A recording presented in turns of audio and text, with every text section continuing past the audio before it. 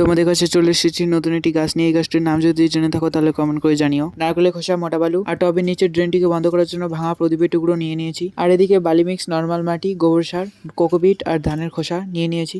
আর এখন এগুলোকে ভালো করে মেশাবো। গাছ কিন্তু টবের মধ্যে লাগালে আর সেই টব থেকে যদি জল ঠিক মতো না বের হয় তাহলে কিন্তু গাছ মরে যায়, অথবা গাছটি খুব একটা ভালো হয় না। আমি যেভাবে দেখাচ্ছি এইভাবে যদি টবের নিচের দিকটা সেট করো তাহলে গাছের গোড়ায় কোনো জল জমবে না। প্রথমে ড্রেনটির উপর প্রদীপের টুকরো বা কিছু একটা টুকরো দিলেই হবে এবং তার উপর মোটা বালি দিয়ে ঢেকে দিতে হবে। তারপর কেটে রাখা টুকরো টুকরো করে রাখা নারকেলের খোসা আর ধান থেকে যে খোসাটি বের হয় সেগুলি দিয়ে দিব। এইভাবে সেট করলে সমস্ত জল ড্রেন দিয়ে বেরিয়ে যাবে আর গাছের গোড়ায় কোনো জল জমবে না। এরপর মিক্স করা মাটিগুলো এর উপর দিয়ে দিব। আমি সাধারণত এই গাছের প্লাস্টিক গুলিকে কাটি না, এগুলিতে আবার কোনো না কোনো গাছ লাগিয়ে দিই, কিন্তু বের হচ্ছিল না দেখে আমাকে প্লাস্টিককে কেটে ফেলতে হয়।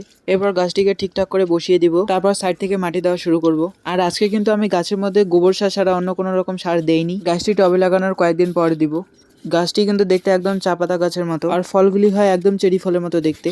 এই গাছটি সাধারণত ক্রিসমাস বেরি নামে পরিচিত, বাট আসল নামটা আমি বললাম না, তোমরা কমেন্ট করে জানাও নিচে। আর এখন যে কোনো নার্সারি বা ফুলের দোকানে এই গাছটি পাওয়া যায়। যদি কারো নাম জানা থাকে তাহলে কমেন্ট করে আমি বলে দেবো। এরপর গাছ লাগানো হয়ে যায়, জল দেওয়ার পর এই গাছটি লাগানো আমার শেষ হয়। ধন্যবাদ।